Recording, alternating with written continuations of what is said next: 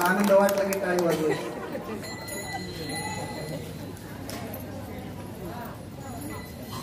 देह तव आहे प्रारब्धाधीन, देह तव आहे प्रारब्धाधीन, याचा मी काशीन वाहू भार. सर्व माझा काळ तुझ्या चिंतने, काया वाचा मने चितसे. लाभ तो न दिसे याहुनी दुसरा, अनेक दाता रायने जन्मे. सर्व माझा काळ तुझी या चिंतने, काया वाचा मने. पहिले मस्त होता, पहिले जसं होता कसं कर. काया वाचा मने इच्छितसे. तुका म्हणे आलो, तुका म्हणे आलो, सोसित संकटे मी माझे उखटे आहे देवा. सर्व माझा काळ तुझी या चिंतने, काया वाचा मने इच्छितसे. विठ्ठल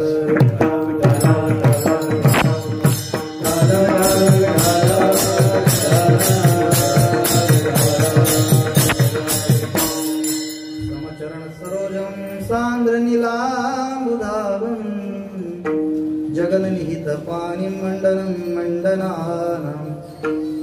तरुण तुलसी माला कंधरं कंजनेत्रं, सरेधवरहासं विठ्ठलं चिंतया. पांडुरंगा करो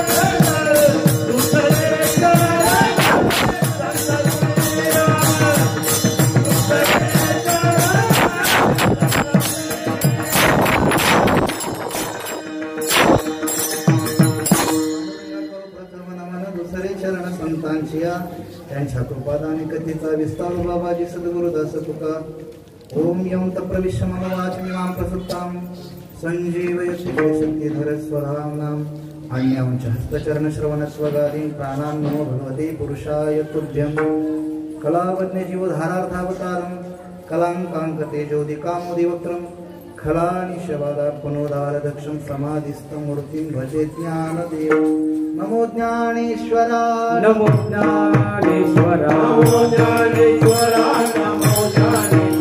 नमो ज्ञानेश्वरा नमो ज्ञानेश्वरा नमो ज्ञानेश्वरा नमो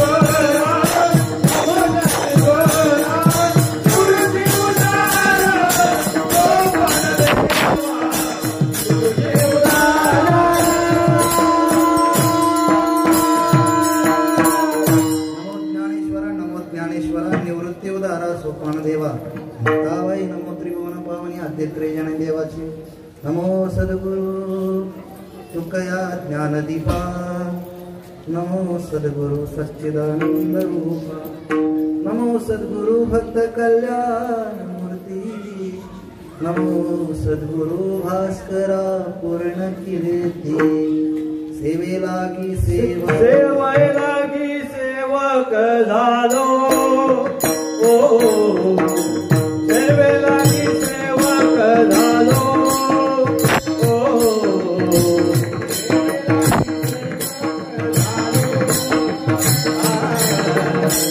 सेवेलागी सेवक झालो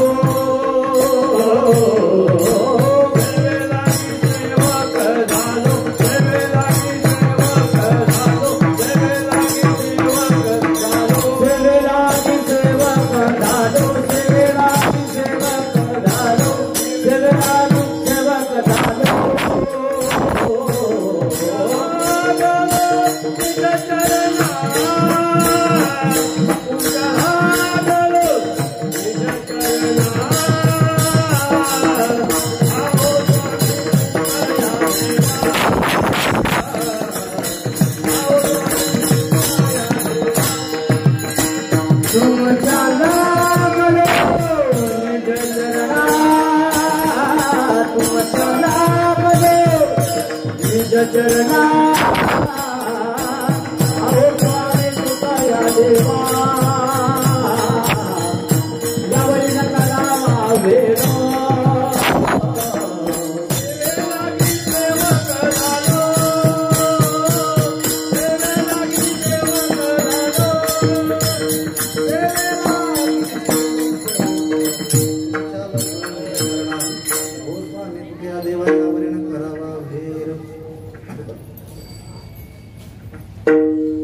साधं कीर्तन आहे काही नाही.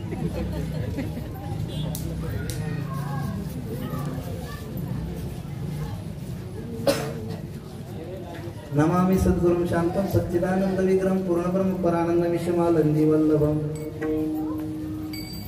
मस्तक हे पायावरी यावर करी संतांच्या घ्यावी घ्यावी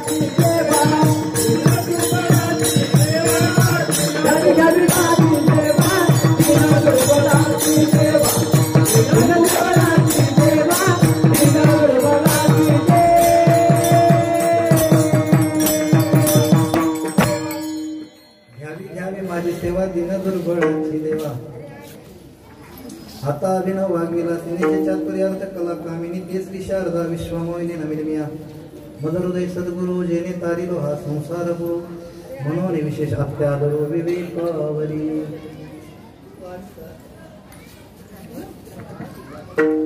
कैलासीचा देव भोळा चक्रवर्ती कैलासीचा देव भोळा चक्रवर्ती कैलासीचा देव भोळा चक्रवर्ती कैलासाचा देव भोळा चक्रवर्ती पार्वतीचा पती योगी राज पार्वतीचा पती योगी राज पार्वतीचा पती योगी राज दयाच्या माया माझे दंडवत दयाच्या माया माझे दंडवत दयाच्या माया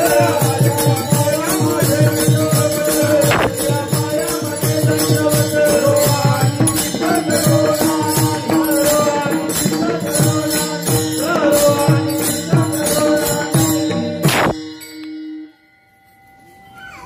देहत्वाय प्रारब्धाधीन याचा मी काशीन वाहू भार किंवा भार वाहू सर्व माझा काळ तुझी या चिंतने काया वाचा मने इच्छित असे प्रस्तुत प्राप्त प्रसंगी प्राप्त स्थळे संप्राप्त सेवे करता निवडलेला भंग महान भगवत भक्त जगद्वंदने विश्वोद्धारक साधक तारू साधक संजीवनी साधकांच्या अंतकरणामध्ये विवेक व वैराग्याची ज्योत अविरतपणे तेवत ठेवणारे जगद्गुरु तुकोबाराय यांचा 4 चरणाचा जगद्गुरु तुकोबाराय ज्यावेळेस भगवत प्राप्तीची साधना करत असताना भगवत रूपी साध्य प्राप्त करून घेण्याकरता पांतस्थाच्या भूमिकेवर आरूढ असताना जगद्गुरु तुकोबारायांच्या अंतकरणामध्ये भगवंताच्या प्राप्ती करता प्रतिबंध म्हणून निर्माण झालेला जो भाव आहे तो भाव जगद्गुरु तुकोबाराय पांडुरंगासमोर व्यक्त करतात.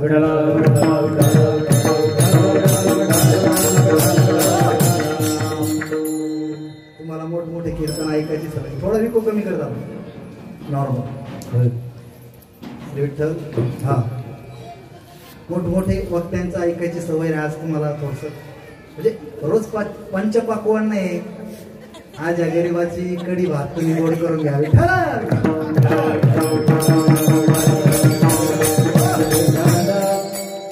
सारखा प्रवास पाण्यात बदल असल्यामुळे तब्येतही बरी नाही आणि आज सकाळपासून काही 2 इडल्या खाल्ल्या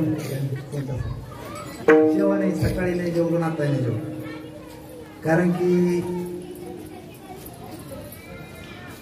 महाराजांनी अभंगच असा दिला मला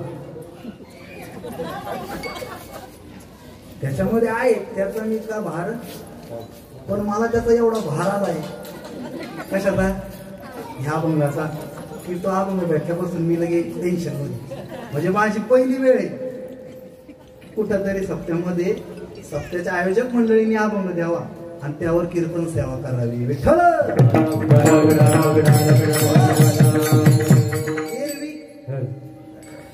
सप्त्यामध्ये गेलं का आपले फिक्स अभंग असतात टिकून बसलेले त्याच्यामुळं दंड करून राखता असतो पण इथं काय झालं इथं सगळं अवघडच झालं पकडलं झाले पण असं परीक्षा असते कधी कधी असं मला तर असं वाटतं माझी अशी इच्छा प्रत्येक गावामध्ये असं झालं पाहिजे कीर्तनकाराला तारीख दिली की त्याच दिवशी त्याला अभंग द्यायचा की बाबा तुला हा अभंग आहे महिना 2 महिने अगोदर तारखा घेतो ना आपण महिना 2 महिन्यामध्ये त्यांनी त्याच्यावर चिंतन करावं तुम्ही जर असं चालू केलं प्रत्येक गावाने महाराष्ट्रभर तर कीर्तनकारही सुद्धा अभ्यास करतील नाहीतर काय तीच आई तोच बाप छत्रपती तोच पिंगळा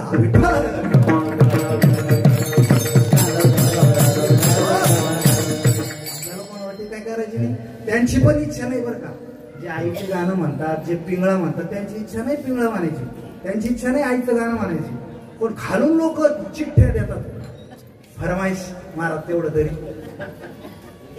आता अनुभव आहे मला झालं सोबत राहतो अजून मधून तर ते महाराजांची इच्छा नाही खरं आईचं गाणं म्हणायचे आता पण ते काय लोक खालून चिठ्ठी देतात महाराज एक कडवं तरी असं चिंतनाला घेतलेला अभंग जगद्गुरु तुकोबारायांचा आहे करुणापर प्रकरणातील अभंग मला आपल्या सप्त्याचे आयोजक अमोल महाराज खिल्लारे आमचे ज्येष्ठ गुरुबंधू यांनी दिला सेवेला सुरुवात करण्यापूर्वी परिहार देणार त्याचं ठरेल आपल्या या मनोरमा नगर येथे सालाबादप्रमाणे होणारा अखंड हरिनाम सप्ताह वर्ष 15व्या 15 वर्ष झाले. 15 वर्षापासून तुम्ही अमोल महाराजांवर विश्वास दाखवला हे विशेष आहे. कारण की शक्यतो मंडळ स्थापित भरपूर होतात. संत जनाबाई महिला भजनी मंडळ, पण काय 1-2 वर्षामध्ये त्या मंडळामध्ये 2-2, 3-3 गट निर्माण होतात. पण 15 वर्षापासून अव्याहतपणे तुम्ही महाराजांवर जो विश्वास दाखवला त्याचं कारण आहे त्यांच्यामध्ये असलेली जी प्रामाणिकपणा व त्यांचा असलेला जो भगवंताविषयी व परमार्थाविषयी त्यांच्या अंतःकरणामध्ये असलेला भाव, त्यांची असलेली निष्ठा, त्यावर तुम्ही दाखवलेला तो विश्वास.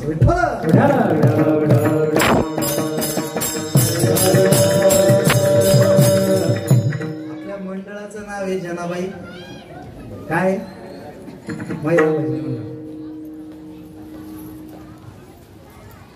कोण होते हो जनाबाई? जनाबाई त्या होत्या ज्या स्वतःला नामदेवरायांची दासी म्हणून घेतात. जनाबाईचं प्रत्येक अभंग बरोबर एखादा अभंग असू शकतो अपद होतो, तो प्रत्येक अभंगाच्या शेवटी जनाबाईने स्वतःला नामयाची दासी जनी, नामयाची जनी, नामयाची जनी असं लावलेलं आहे.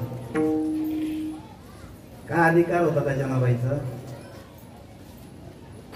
त्या जनाबाईचा स्पर्श झालेल्या गौऱ्या ह्या विठ्ठल विठ्ठल म्हणत होत्या. माझी एवढीच विनंती जनाबाई भजनी मंडळाला, जनाबाईच्या गौऱ्या विठ्ठल विठ्ठल म्हणत होत्या. निदान तुमचे तोंड तरी कीर्तन होईपर्यंत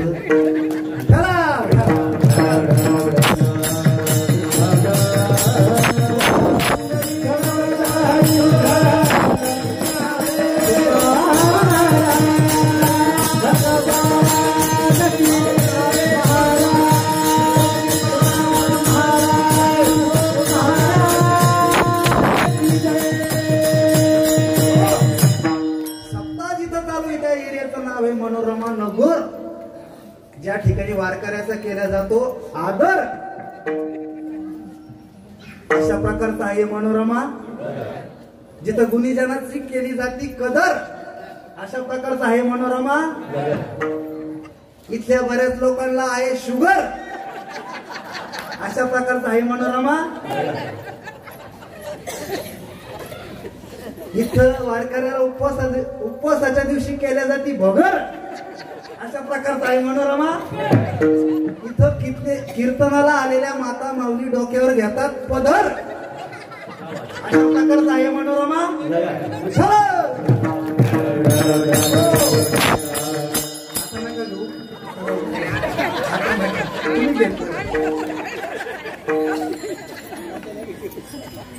असो थोडं थोडं आणि काय देह तो आहे प्रारब्धाधीन, याचा मी काशीन वाहू भार. काय जन्माला आल्यानंतर जन्मासोबत आपल्या मृत्यूची तारीख डिक्लेअर झाली. प्रत्येक जीवा नुसतं मनुष्य येऊन नाही. थोडा राहू दे दादा आवाज नॉर्मल नाही, विको नका, विको देऊ नका, फक्त आवाज द्या. ट्रबल मला रिप्लाय नाही आला ते मलाच बरोबर वाटलं. त्यांचं मस्त करा.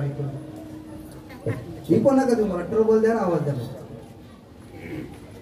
जन्माला आलेला प्रत्येक जीव हा मरणार आहे, मरणार आहे. तुमची इच्छा असो वा पाचीला पुढे, कारण की उपजाल्या पिंडा मरणच राहणार ते. जातसे ध्रुवम मृत्यू ध्रुवम जन्म मृतस्य तस्माद परिहारे ते नक्कम शोचितुम. ज्याचा जन्म झाला त्याचा मृत्यू आठवलाय. काय जन्माच्या आणि मृत्यूच्या मधला जो प्रवास आहे त्याला आयुष्य म्हणतात. पण हा आयुष्याचा प्रवास हा वयामानावर अवलंबून नाही माहिती. हा प्रवास तिकिटावर अवलंबून आहे. कशावरती? प्रवास हा तिकिटावर अवलंबून आहे. तिकीट संपलं की तुम्हाला उतरावं लागेल बसमधून. तसं तुमचं आयुष्य संपलं की तुम्हाला उतरावं लागेल. महाराज याच्यापेक्षा माझ्यापेक्षा तुम्हाला जास्त अनुभव आहे. तुम्ही कित्येक वेळेस 22-23 वर्षाचा मुलगा नातू मरण पावलेला बघितला असेल आणि त्याच्या प्रेत यात्रेमध्ये 92 वर्षाचं म्हातारं काठी टेकट चाललेलं बघितलं. आज योगायोगाने आपल्या एरियामधील कैलासवासी दादू अण्णासाहेब घोडके हे मागच्या वर्षी होते, पण अपघातामध्ये त्यांचं आपत्कालीन निधन झालं. त्याहून तुम्ही अनुमान करू शकतात की मरण हे वयावर अवलंबून नसून मरण हे आपल्या तिकिटावर अवलंबून. योगायोगाने माझा अभंग तिथं देण्यात आला, म्हणून गायकालाही ताण नाही आणि मलाही ताण नाही. आपल्यात आज ते राहिले काय आहे, सूर्य उगवलेला सूर्य अस्त होत असतो, पण ही व्यक्ती जी गेली ना, ही व्यक्ती गेली म्हणजे भर दुपारी मावळलेला सूर्य.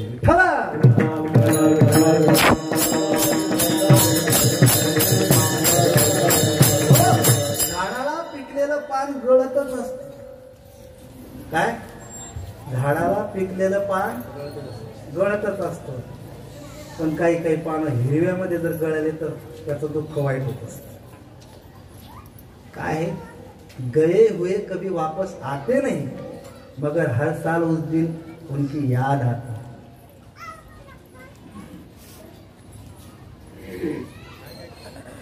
तुकोबरायत कबीर महाराजांनी म्हटलेलं आहे, जपी तपी संन्यासी मर गए नव भी मर गए, 10 भी मर गए, मर गए से नव भी मर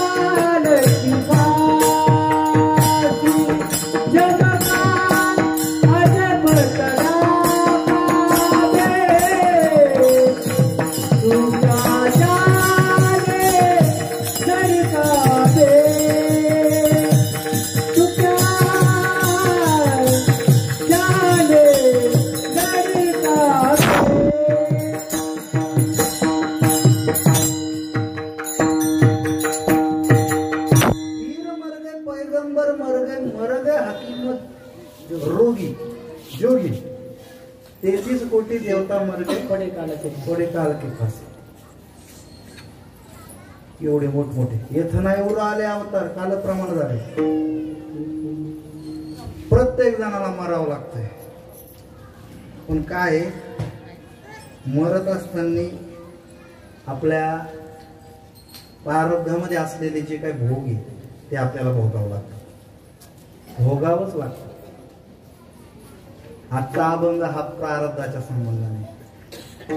जगद्गुरु तुकोबरायांचं जीवनचरित्र आपण बघितलं तर आपल्याला 3 प्रकारचे तुकोबराय बघायला मिळते. एक संसारी तुकोबराय, साधक तुकोबराय आणि सिद्ध तुकोबराय. विठ्ठला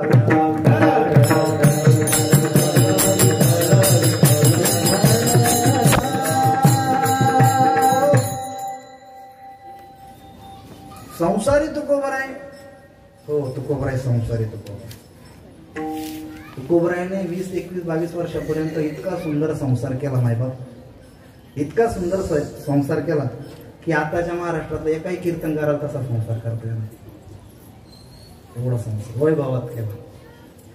म्हणूनच पुण्यामधील 2 नंबरचे श्रीमंत असणारे आप्पाजी गुळे यांनी स्वतःची मुलगी, जी दुसरी पत्नी जी होती ना तुकोबरायांची, जिजाबाई, त्या आप्पाजी गोळवेंच्या कन्या म्हणून दिली 2 नंबरची श्रीमंत. पण नंतर तुकोबरायांना वैराग्य निर्माण झालं आणि त्या माता माऊलीनं ते दुःख भोगावं लागलं. ते मी प्रारब्धामुळे, प्रारब्ध भेटतो आहे प्रारब्ध आधी. तुकोबराय ज्यावेळेस संसारी तुकोबराय, मला तुम्हाला सांगायचे नाही, तुकोबराय साधक अवस्थेमध्ये जीवन जगत असताना अनेक प्रतिबंध जगद्गुरु तुकोबरायांनी धुडकावून लावले. पण जगद्गुरु तुकोबरायांची काही मनस्थिती ठिकाणावरच आहे. मन स्थिरमय माझ्या हाती इंद्रिया धावती नावती सकळ खुंटलिया युक्ती शांती निवृत्ती जवळी नाही. तुकोबरायचं मन स्थिर व्हायला तयार नाही. सतत देह आणि देह संबंधी पसारा जगद्गुरु तुकोबरायला त्रास द्यायला लागला. अशा अवस्थेमध्ये जगद्गुरु तुकोबरायांनी भगवंताचा धावा केला. हे करुणापूर जे प्रकरण आहे ना, हा एकच अभंग नाही, या प्रकरणामध्ये अनेक अभंग आहेत. आपण तेच प्रकरण गाथा भजनाला घेतो. अनेक अभंग याच्यामध्ये जगद्गुरु तुकोबरायांनी भगवंताकडे करुणा भागलेली की मला या भगवत प्राप्तीच्या साधनेमध्ये जे प्रतिबंध निर्माण झालेले ना, त्या प्रतिबंधातून मला सोड. ज्यावेळेस जगद्गुरु तुकोबराय भामचंद्रा डोंगरावरती भजन करण्याकरता गेले असता, सगळ्यांना तो कथा भाग माहिती आहे. म्हणजे छत्रपतींनी अगोदर नजराणा घरी पाठवला. त्यावेळेस नजराणा तुकोबरायांनी स्वीकारला नाही. सुभेदाराकडे सेनापतीकडे नजराणा पाठवला होता की, कारण त्या काळातील ती परंपरा होती की जी व्यक्ती आपल्या हिंदू धर्माचं सनातन धर्माचं जे काही कार्य करते त्या व्यक्तीच्या कुटुंबाची व्यवस्था करणं हे तत्कालीन राजाचं कर्तव्य होतं. म्हणून तुकोबरायांनी तो नजराणा पाठवला.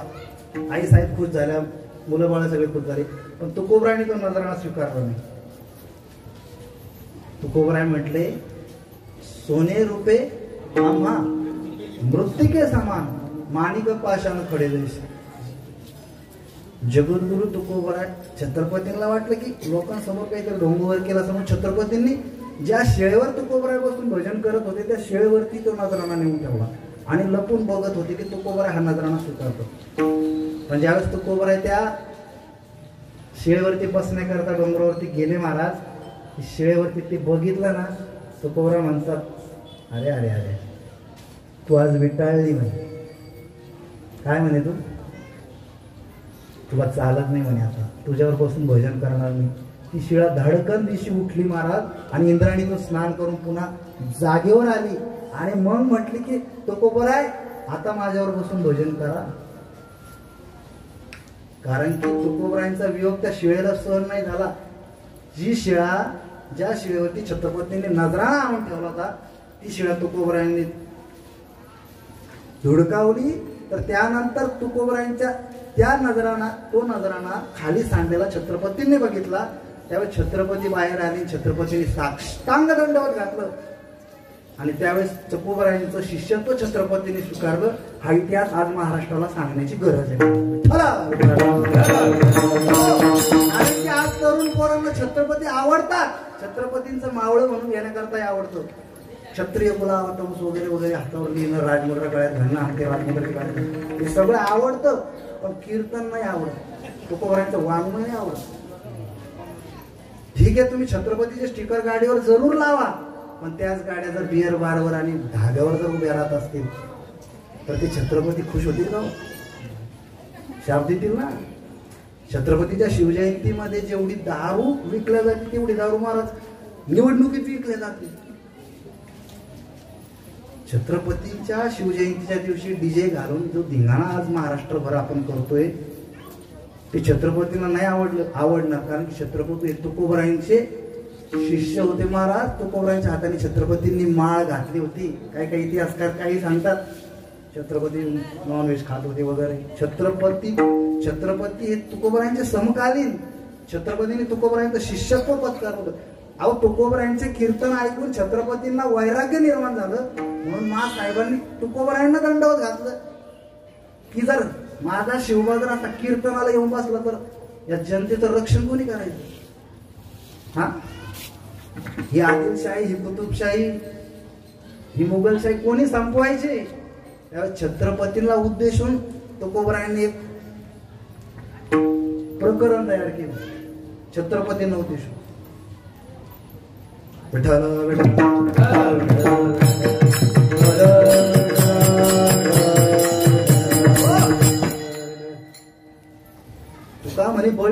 ते निधान. भिकेसाठी कोणाला राज्य देतो? छत्रपती भीक मागून राज्य भेटणार नाही, त्याकरता तुम्हाला तलवार घेऊ लागेल. त्यावेळेस तुकोबरायांचा उपदेश ऐकून छत्रपतींनी पुन्हा स्वारी चालू केली. मला सांगायचं काय, माणसाने जन्माला आल्यानंतर काहीतरी छत्रपतींसारखं कार्य केलं पाहिजे. एक तर मरणाला माणसाने विसरू नये आणि दुसरं देवाला विसरू नये. मरणाला विसरू नये. काय तुम्ही जरी मरणाला विसरले महाराज, पण मरणाच्या खात्यावर जो प्रमुख आहे ना तो तुम्हाला नाही विसरत. मरणाच्या खात्यावर जो यम आहे ना तो नाही आपल्याला. तुम्ही मरणाला विसरलेले, बँकेचा हप्ता भरायला तुम्ही कदाचित विसरू शकता, पण बँकेचा मॅनेजर तो नोटीस पाठवतोच ना महाराज. पाठवतो का नाही नोटीस? नोटीस येतेच का नाही? तसं तुम्ही जरी मरणाला विसरले तरी मरणाच्या खात्यावर जो आहे ना तो सुद्धा नोटीस पाठवतो महाराज. काय नोटीस होती? आयुष्य जात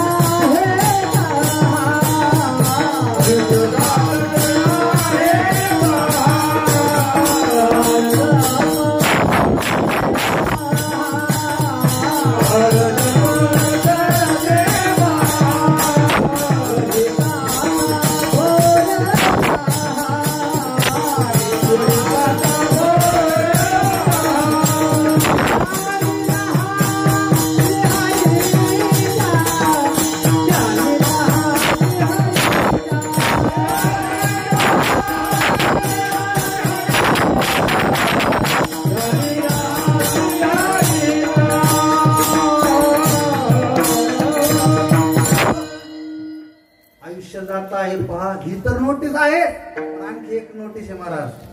तो बोरांचा जरा करणामुळे सांगू आली गोष्ट.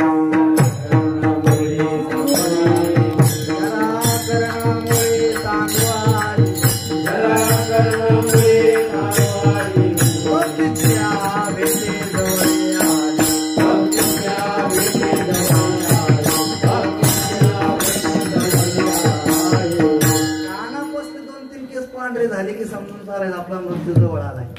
राजा दशरथ राजा स्नान करून पोशाख वगैरे परिधान करून डोक्यावर मुकुट घालत असताना आरशामध्ये एक कानावरचा केस पिकलेला दिसतो. लगेच निर्णय घेतला की तो रामचंद्राच्या स्वाधीनात असेल राज्य देश.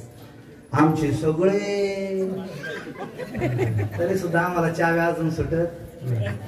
पोराच्या विरोधात कोर्टात केस चालू आहे. पोराच्या विरोधात असं नका करू बाबू. जरा करणामुळे सांगू आले मृत्यूच्या भेटी जाऊ. आपलं वय आयुष्य जर 75 वर्ष असेल, म्हणजे 75 वर्ष आपला जर मृत्यू ठरलेला असेल, सध्या जर आपण 70 वर्षाचे असू तर काळाला जवळे ग्रासा.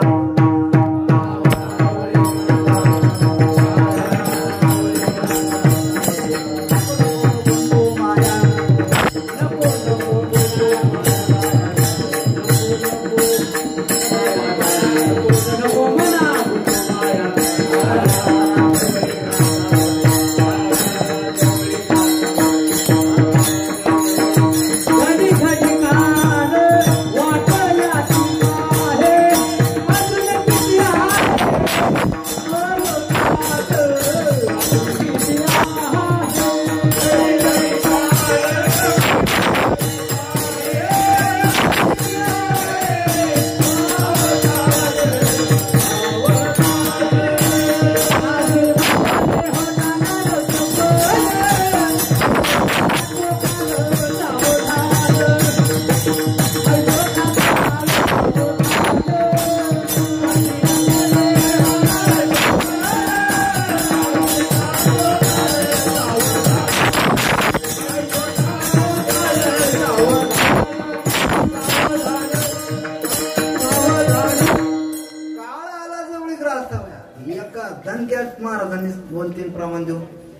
आणि विशेष बरं बरं असं साथ करणारे असले का चालून देऊ आपण 11 वाजेला. काळा आला जवळी ग्रासावया मृत्यू जवळ आला. विठाल विठाल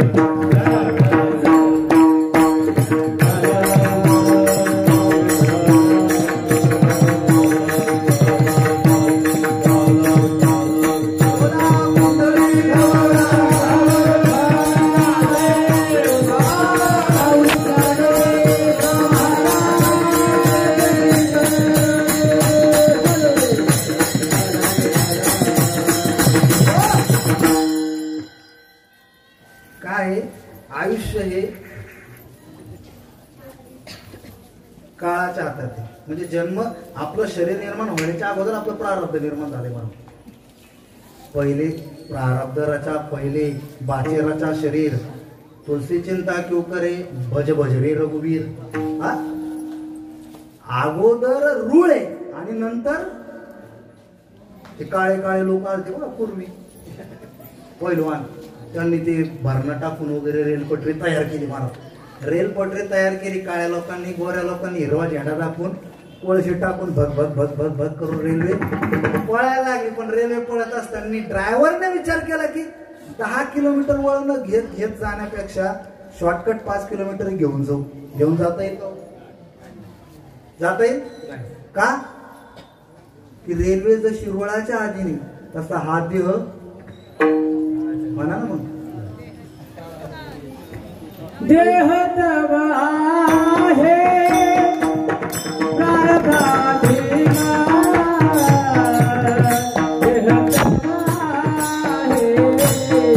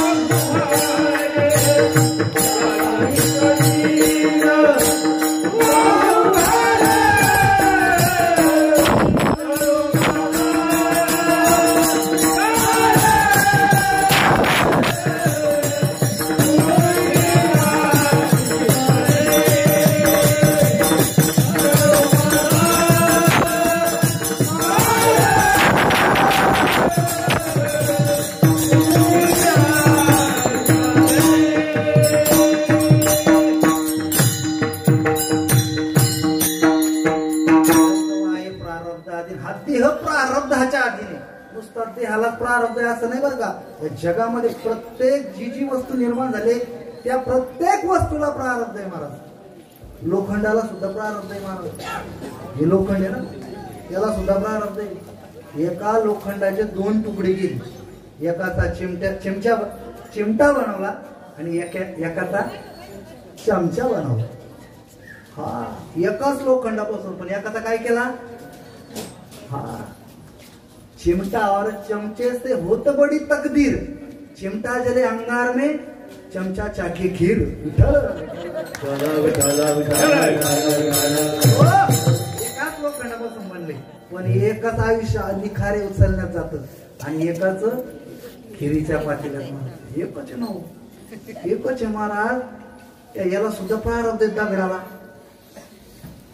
एकच पाषाण 5 फूट पाषाण त्याचे 2 तुकडे केले 2.5 फुटाची मूर्ती बनवली महाराज आणि जी राहिलेली 2.5 फूट होते ना त्याची पायरी बनवली महाराज एका पाषाणावर लोक डोकं टेकवतात आणि एकावर पाय देतात पूजा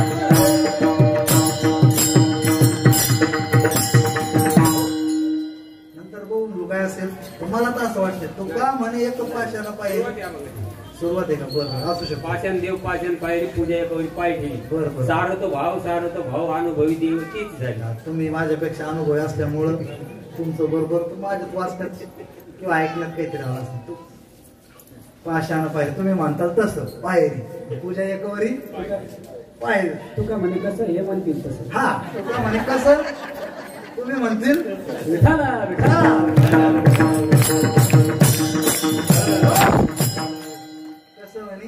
हंगे असं म्हणजे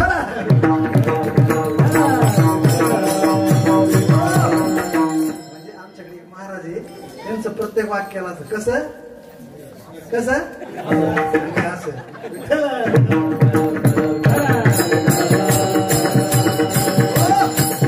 दगडाला प्रारब्ध आहे महाराज हे मातीचे भांडे का मडके बिडके माड भेट त्याला सुद्धा प्रारब्ध आहे उत्तम मध्यम कनिष्ठ उत्तम जे घाडगे ते काल्याच्या कीर्तनाला दही हांडी येते महाराज मध्यम जे ते घरी दोन्ही ठेवाला दही ठेवाला आणि कनिष्ठ जे ते म्हाताऱ्याला तुकाला प्रारब्धाचे नाव एकाच कुंभाराने बनवलेले एकाच आवेमध्ये तयार झालेले ते मोडके महाराज तरी सुद्धा त्यांचं भिन्न भिन्न प्रारब्ध एकाला पार दही हांडी हार फुगे बापा हो आणि एकाला जी बाई म्हणते ना नाशिले घर थुंकून या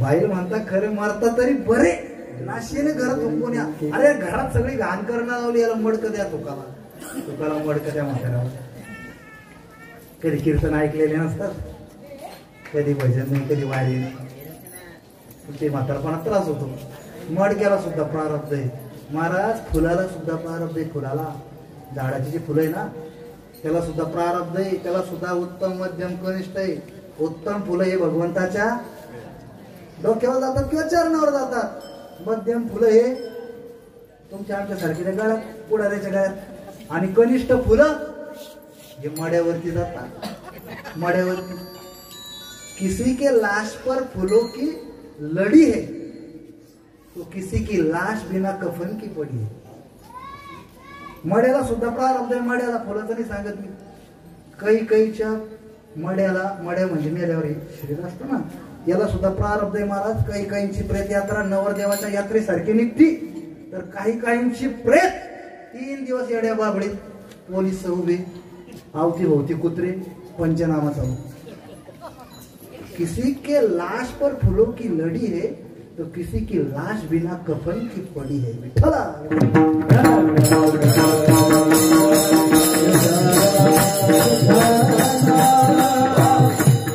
सांगायचं काय जन्माला आलो की आपण आपण प्रारब्ध नसतो. प्रारब्ध जे कर्म केलं ते आपल्याला भोगावंच लागतं. चांगल्याला चुकलं नाही मला, चांगल्याला आपल्याला भोगावं लागतं असं नाही, आपल्या पूर्वजांना सुद्धा भोगावं लागतं. आपण केलेलं कर्म तुकोबरायांनी दाखले दिले मला बरेच. काय झालं एकदा आपलं इथलं कीर्तन म्हणजे ना मला वाटचालीचं कीर्तन वाटतं वारी दिंडीतलं. कारण की इकडून तिकडून कोणी येत काही घेणार नाही, त्यांच्या मस्तीत ते बरं आहे. खेड्यापाड्यात वेगळं असतं, इथं म्हणजे ठाणे लोकांना आमच्या इकडे वाटतं ठाण्यात कीर्तन बा, ठाण्यात कीर्तन. त्यांना काय माहिती ठाण्यात.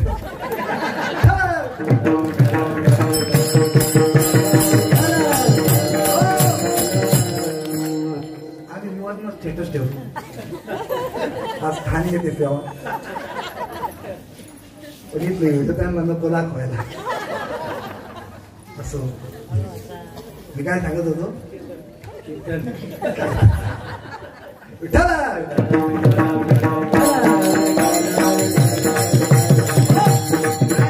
दिवस एक राजहंस आणि राजहंसानी जे कुटुंब होतं एका घरट्यामध्ये राहत होतं. ते राजहंसाला वाटलं ठाण्यामध्ये मनोरमा नगर येथे कीर्तन चालू आहे, नवीन महाराजांचं कीर्तन अमोल महाराजांनी ठेवलेले आकाश महाराजांचं, तर चला भाऊ कीर्तनाला. राजहंस निघालो महाराज, त्याच्यासोबत मग त्याची सहचरिणी पतीची मता अनुसरुणी निघाली. मला येऊ द्या म्हणजे मी का पिक्चरला चाललोय. अहो नाही पिक्चरला नाही, कीर्तनाला येऊ द्या ना मला. कीर्तन वगैरे झालं आणि रिटर्न जात असताना थोडा वादळ आणि पावसाचा मारा चालू झाला.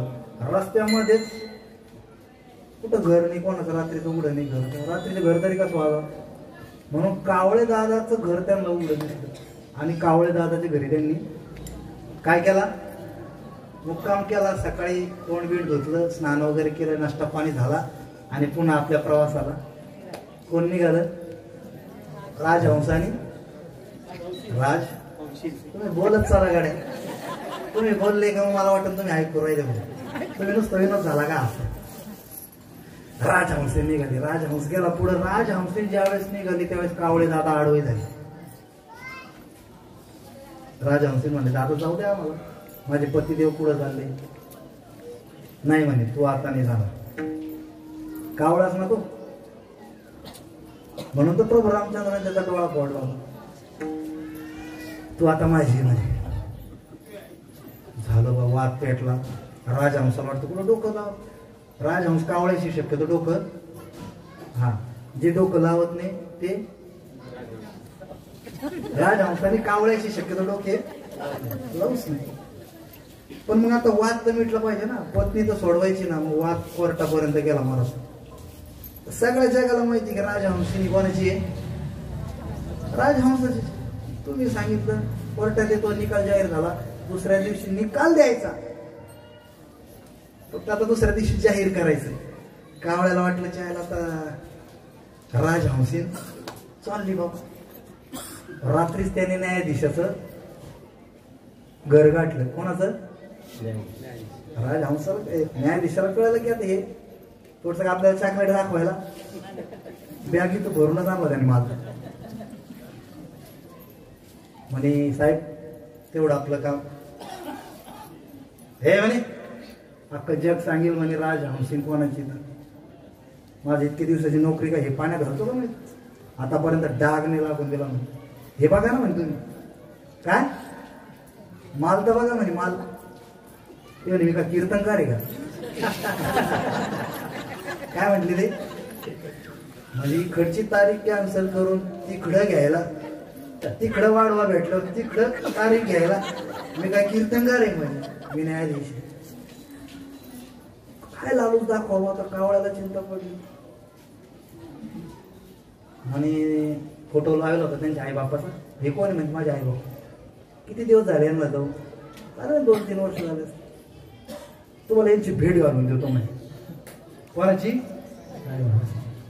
तुमच्या आई वडिलांची मी तुम्हाला भेट घालून देतो. फक्त आपलं एवढं काम करायचं. फक्त काय करायचंय, राजहंसाची नसून ती कावळ्याची फक्त एवढा निकाल द्यायचा.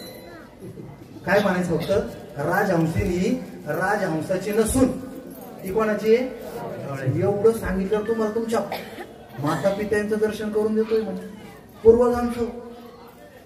न्यायाधीश वाटलं की अशा प्रकारची काय म्हणते त्याला लाच आतापर्यंत तर नाही आली बा. आई वडिलाचं दर्शन होतंय म्हटलं मग काय अडचण ठीक आहे म्हणे. झालं ठरल्याप्रमाणे न्यायाधीशाने दुसऱ्या दिवशी निकाल राजहंसाच्या विरोधात दिला, कावळ्याच्या बाजूने दिला. कावळा बँड वगैरे वाजून राजहंसाला घरी घेऊन गेला. सगळं झालं पण मग आता यांची लाज बाकी होती ना. दुसऱ्या दिवशी कावळे दादाला फोन, कावळे दादाच्या घरी न्यायाधीश. आदल्या दिवशी हे न्यायाधीशाच्या घरी, दुसऱ्या दिवशी न्यायाधीश कावळ्याच्या घरी. म्हणजे आपलं ठरल्याप्रमाणे आमचे माता पिता होता गडबड करून चला म्हणे.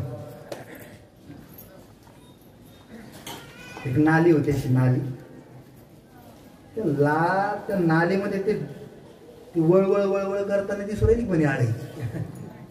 ती तुमची आई म्हणे.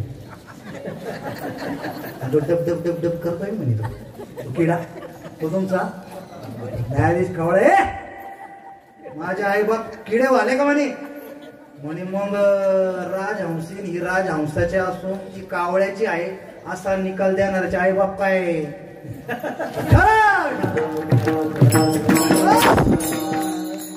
लोभावरी ठेवून हेत असत्य करी न्याय नीत त्याच्या पूर्वजा पतन नरकी किडे होती जाण. तुकोबरांचं प्रमाण त्याच्या पूर्वजा पतन नरकी किडे होती जाण. लोभावरी ठेवून येत, लोभावर हे ठेवून असत्य करी न्याय नीत, जो असत्य न्याय नीत करतो त्याच्या पूर्वजा पतन नरकी किडे होती जाण. प्रारब्धात असलेलं भोग हे आपल्याला भोगावं लागतं, आपल्या पूर्वजांना भोगावं लागतं. अहो जर प्रारब्धात असलेलं भोग जर भोगावंच लागत असेल तर तुमचा हा टाळ कुठून भजन करून उपयोग काय. हा महाराज मोबाईल बघू नका तुम्ही. आज कीर्तन माझ्या मनावर सुटणार, रंगलंय थोडस, सगळे हसताय. वेळेवर सोडून टेन्शन घेऊ नका. टाळकरी मंडळाचं अवघड असतं. तुम्ही काही नाही, तुम्हाला बसून असतं, पण हे लय अवघड असतं. हा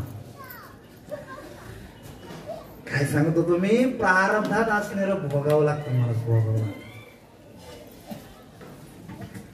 टाळ कुठून भजन करून उपयोग काय. हा लोक प्रश्न करतात ना महाराज, कारण की बरेच लोक काहीच परमार्थ करताना दिसत नाही, तरी सुद्धा कधी आम्ही कीर्तनाला नाही, कधी प्रवचनाला नाही, कधी हरिपाठाला नाही, कधी सप्त्यात पंगत नाही, कधी वारकऱ्याला चहा नाही. हो अरे इथं बरं आहे बाबा, इथं नका म्हणून असं. इथं वेटिंग वर आहे लोक, वेटिंग वर काही लोक. आमच्या इथं कधी येतात महाराज, आमच्या इथं कधी येतं म्हणून जे म्हटलं ते पदार्थ पुन्हा. पण कधी आम्ही पंगत घेतली नाही, तरी सुद्धा आम्ही सुखीन. तुम्ही असं का, तुमच्या जीवनात एवढं दुःख का, टाळ कुटुंब परमार्थ करून. तसं नाही रे दादा, ते कभी गर्मी कभी सर्दी ये तो कुदरत के नजारे है. कभी गर्मी कभी सर्दी ये तो कुदरत के नजारे है. प्यास तो उसी को भी लगती है जो नदी के किनारे.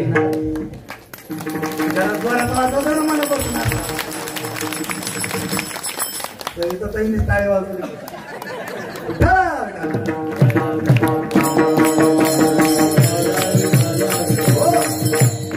नदीच्या किनाऱ्यावर जरी असलं, नदीचं पाणी पाहून तहान जाते का. देखूनही जीवनात जरी जाय तहान, तरी का साठवणं घरोघरी पाणी बघून. नदीच्या किनाऱ्यावर म्हणजे तहान लागत नाही का. परमार्थ करतात म्हणून दुःख होणार नाही का. प्रारब्धाचे ते भोगावंच लागेल महाराज. आपलं काय, कृष्ण साह्य पांडव असती, ते भोग भोगीत ती नष्टचारी असती. पुढं काय साह्य झाले हरिहरासी, प्रारब्ध कोणाशी टळे ना. ऐसी प्रारब्धाची ठेव, भिक्षुक झाले पांडव. राज्य घोडे भाग्य सर्व, सर्व ठाव सांडियाला ठाव प्रारब्धे. हा बघू नाक सांगू कॉपी करा, मी करत तात्या उभी. बघून तर मग माझ्याकडे बी मोबाईल. हा शरीर संचिता अधीन धर्मराज हिले वन कर्मे बुडाला रावण आणि दुर्योधन प्रारब्धे. पुढं अभिमाने शिशुपाळ कृष्णा हस्ते झाला काळ यादकुळ नासुनी सकळ केले निर्मूळ प्रारब्धे. कर्मरेखा टळेना बाण लागला जगज्जीवना कृष्णे सांडिल्या गोपांगना हे नारायणा प्रारब्धे. पुढं काय कामबुद्धीचे सुख. आम्ही म्हणतो ना मला पाठ आहे फक्त मला टच करत जातो. कामबुद्धीचे सुख अतिमानी तिथे मूर्ख चंद्रा लागला कलंक इंद्राचे दुःख प्रारब्धे. हरिश्चंद्र तारामती तेही अगोर जन्मांतर भोगीती.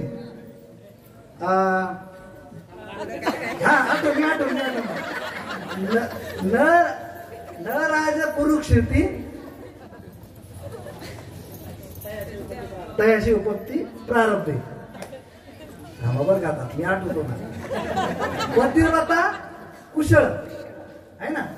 पतिव्रता कुशळ दमयंती पाय पोळे अनिवार हे कपाळ भोगी दुष्काळ प्रारब्धे. पुढचं लय अवघडी. आयसे अनिवार जन्मांतरे राज्य सांडिले रघुविले सवे घेऊन वानरे फिरवी दिगंतरे प्रारब्धे. आयसे फिरवणी काय झाले पुढे प्रारब्ध उडवले जानकीसी राक्षसे नेले आणि कष्ट भोगिले प्रारब्धे.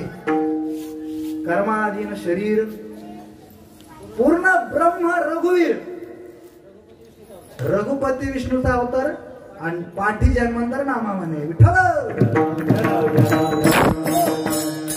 आता थोडा वाचला पुढच्या वर्षी होईल पूर्ण पाठ.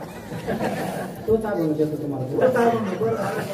तेव्हा अभंग सोडवायला 1 महिना लागेल मला.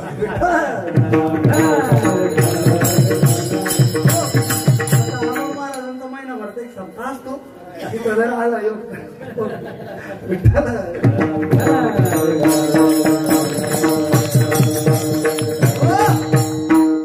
विचारलं प्रारब्धात आलेलं तुम्हाला भोगावं लागणार आहे. हो भोगावं लागणार आहे तर मग मी त्याचा भार का वाहू. मग आता माझा संकल्प झालाय चर माझा काळ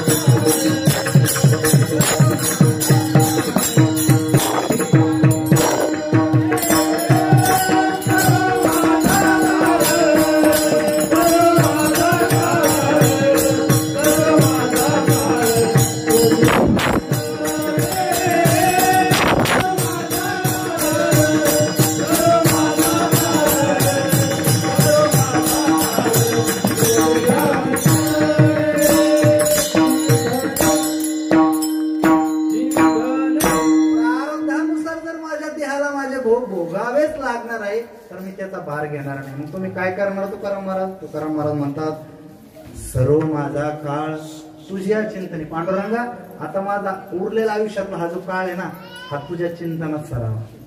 काया वाचा मने इच्छित असे. हे काया वाचा मने याच्या खाली अंडरलाईन करा महाराज. आपणही परमार्थ करतो, कायाने करतो, वाचेने करतो तर मनाने कधी कधी. त्याच्यामुळे तिन्ही महत्वाचं आहे. काया वाचा मने म्हणजे सर्व भावाने बरं का. कारण की आपली पंढरपूरची वारी जी आहे ना, पंढरपूरची जी वारीची जी साधना आहे त्या साधनेमध्ये तिन्ही प्रकारची सेवा होती.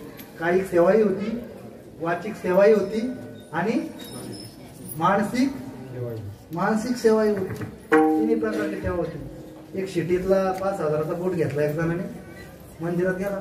आपल्याला कुठे घ्यायची 5,000चा बूट घेतला त्यांनी. मंदिरात शिरला तर तिथे लिहिलेलं होतं बोर्ड पादत्राणे त्यानं तिथे बसवर विचार केला इथं असं लिहायला पाहिजे होतं, नवीन जर बुट असतील तर गाभाऱ्यात घेऊन यावी. असं त्याच्या मनात आलं.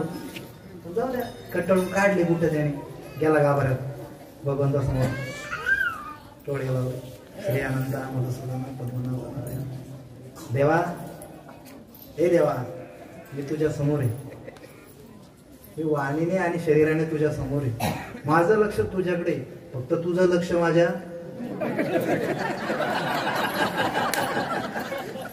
आता हा कायने वाचेने तिथं होता महाराज, मनाने होता का? मनाने कुठं होता? म्हणून तो कोबराने शब्द वापरले. काया वाचा म्हणे इच्छित असे विठोबार.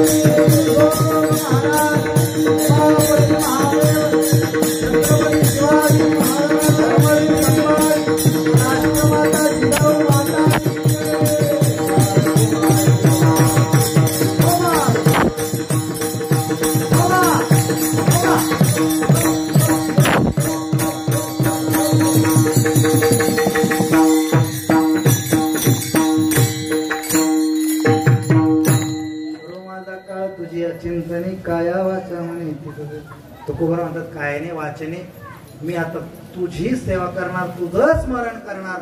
पण जगद्गुरु तुकोबरायाला प्रश्न विचारला की काया वाचा म्हणे तुझ्या चिंतने काळ सरो, असं तरी तुम्हाला का वाटतो? का वाटतं? दाबतो न दिसे याहुनी दुसरा.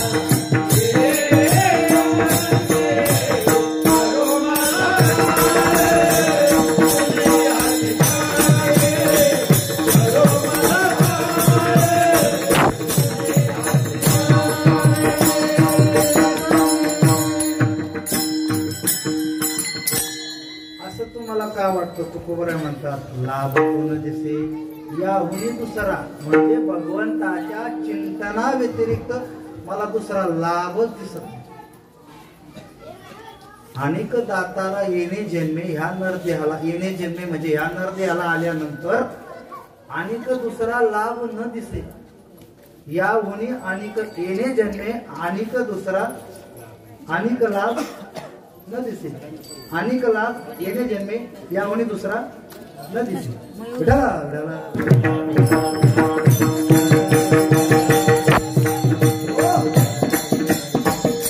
तुम्ही आम्ही संसारिक लोक कशाला लाभ म्हणतो? आपण क्षुल्लक गोष्टीला लाभ म्हणतोय. संसारामध्ये जेवण जगत असतात. एक जण सकाळी सकाळी हसत आला माझ्या हसत आला तो माझ्याकडे.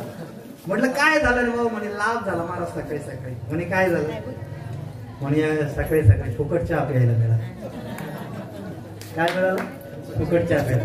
फुकट चहा प्यायला मिळाला तरी आपण त्याला लाभ मानतो महाराज. फुकट चहा भेटला तरी आपण त्याला अहो रुपया जर सापडलं तर 3 लाख कपाळाला लावणार माणसं. लाभ झाला. आमच्या संगम महाराज सकाळी लाभ झाला. म्हणजे विषय असा झाला, आमच्या चैतन्य महाराजांनी शॅम्पूची पुडी फोडली. त्यांच्या नंतर लक्षात आलं की आपल्याला केस नाही. विषय असा झाला त्यांनी थोडा आणि अर्धा शॅम्पूची पुडी तिथं ठेवली. मग उरलेली शॅम्पूची पुडी संगम महाराज म्हणजे लई दिवसाचं केस रट झाले. म्हणजे उरलेला शॅम्पू संगम महाराज लावा. मी गेलो नाश्ता करायला. संगम महाराज म्हणे आज लाभ झाला. म्हणलं काय झालं बाबा? म्हणजे चैतन्य महाराजाचा उरलेला अर्धा शॅम्पू.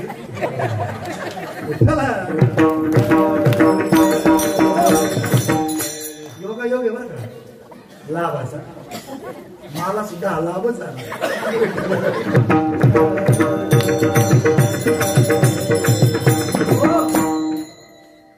चिंता नाही ते दुसऱ्या गोष्टीला लाभच म्हणत. एक भगवान परमात्म्याची प्राप्ती होणं हा एक लाभ आहे. आणि दुसरी गोष्ट भगवंताच्या प्राप्तीची साधना करायला मिळणं हा एक लाभ आहे.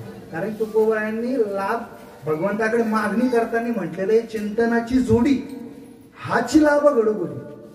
मला चिंतन करायला भेटणं हाच लाभ आहे माझ्यामध्ये. तुम्ही वस्तूने अंतरी मज जागवा निर्धारी. माझ्या अंतकरणामध्ये मला जाग करा. कशाच्या बाबतीत? चिंतनाची जोडी हाची लाभ घडोघडी. हा लाभ मला भेटतो. लाभ म्हटलं की लाभाच्या विरुद्ध कोणता शब्द येतो? हानी. याला लाभ का म्हणतात? भगवंताचं सतत स्मरण करणं हा लाभ आहे. आणि भगवंताचा विसर पडणं ही हानी. महाराज विसरली तया गोर झाले आणि पद्धतीला खाणी. हा तुका म्हणे त्याने मनुष्यपणा केली हानी. देवा विसरोनी काय पुढे तिकडं सांगत जा ना बाबा. एवढं सांगत जा. वाजत असे बोंब कोणी नाही कधी काही. हरी हरी ना म्हणता तया थोर झाले हानी. भगवंताचा विसर होणं म्हणजे लाभ आहे. नाही भगवंताचा विसर होणं ही हानी आहे. आणि भगवंताचा आठवणं हा काय लाभ आहे. लाभ. सुदामजी ज्या वेळेस भगवान श्रीकृष्णाला भेटण्याकरता गेले ना महाराज, त्यावेळेस भगवान श्रीकृष्णाचा काय उपवास नव्हता. हा बदामाचा शिरा खाऊन गेटवर उभा होता महाराज. पण तरी सुद्धा महाराज भाभीजीने क्या भेट पटाई. अरे काय पाठवलं भाभीजीने, वहिनीने काय पाठवलं सांग ना, काय पाठवलं? होय होते महाराज 3 दाणे आपले, ते 3 दाणे भगवंताने घेतले. हा प्रसंग इतका म्हणजे विठार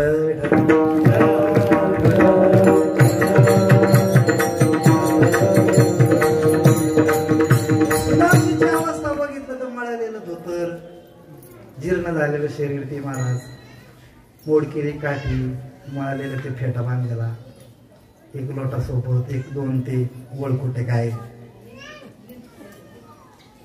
इतकं जीर्ण झालेलं नाही भाऊ. ह्यो सोन्याच्या अलंकाराने नटलेला. पण ज्यावेळेस ह्या दोघांचं मिलन झालं महाराज, अरे भगवान श्रीकृष्ण एवढे रडले की भगवंताच्या आसवाने सुदामजीचे पाय भगवंताने दुखले महाराज. आणि सुदामजीला प्रभू विचारतात, कैसे हो सुदामा?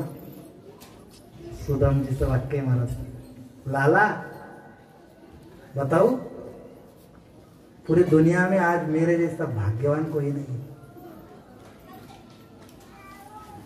कैसे भाग्यवान है, तेरी अवस्था क्या है? तेरे को खाने के लिए अन्न नहीं, तू बोल रहा मेरे जैसा भाग्यवान. अरे लाला, तुमने हम दोनों ने साथ में पढ़ाई की. संदीपनी गुरुकुल में हम जब पढ़ाई करते वक्त गुरु ने हमको बताया था कि संपत्ति संपत्ति नहीं होती और विपत्ति विपत्ति नहीं होती. भगवान को याद करना यही संपत्ति है और भगवान को भूल जाना यही सबसे बड़ी विपत्ति. लाला, पढ़ाई करने के बाद जब से गया ना, तेरी कसम खाके कहता हूँ लाला, आज तक एक दिन भी ऐसा गया नहीं कि जिस दिन तेरी याद नहीं आई. एक दिवस सुद्धा मला असा गेला नाही, तुझी आठवण मी कधी केली नाही लाला. त्यामुळं तुकोबराय म्हणतात, सर्व माझा काळ तुझ्या चिंतने, काया वाचा मने इच्छितसे विठ्ठल.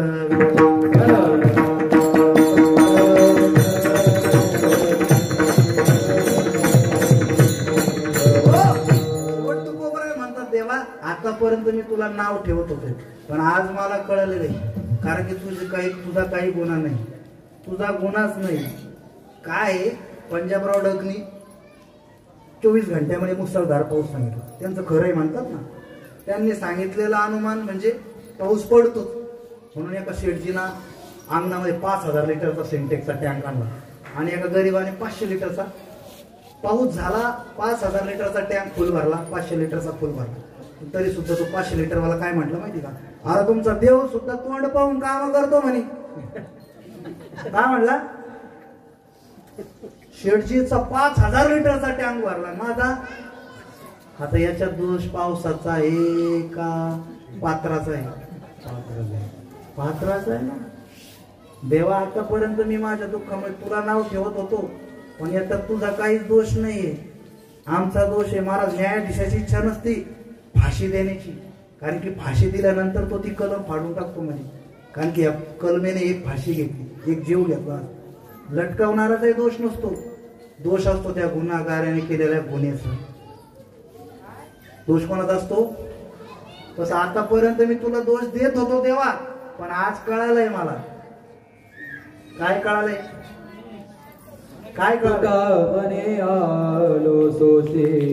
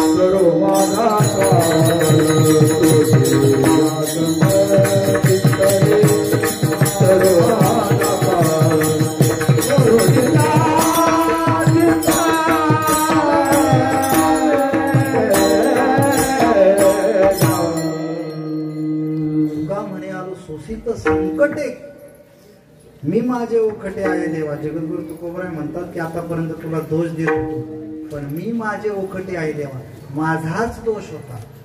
याचा अर्थ असाही लावता येतो मी आतापर्यंत अनेक जन्म शोषित आलो. तुका म्हणे आलो शोषित संकटे, अनेक जन्म बहु केली वनवन, पाय पिटे झाला शिन. किती जन्म झाला फेरा गणित नाही, जे दाताला पोडिलो आवरती भोवळा, भोवरा ओळसा थोर माया जाळे. अनेक प्रमाण सांगता येतील. आलो शोषित संकटे, पण मी माझे ओखटे आहे देवा. तुझ्या चिंतनाच्या द्वारे मला कळालं की मी दोषी आहे. मी माझे ओखटे, याचा अर्थ असाही घेता येतो आतापर्यंत मी अज्ञानी होतो, पण तुझ्या चिंतनाने मला ज्ञान प्राप्त झाले आणि मी माझे ओखटे आहे देवा. मी म्हणजे मी आतापर्यंत या शरीराला मी समजत होतो आणि शरीर संबंधीला माझे समजत होतो. हा माझा मीपणा गेला आणि हा माझेपणा गेला, हा ओखटेपणा नष्ट झाला. म्हणून सर्व माझा काळ ज्ञानेश्वर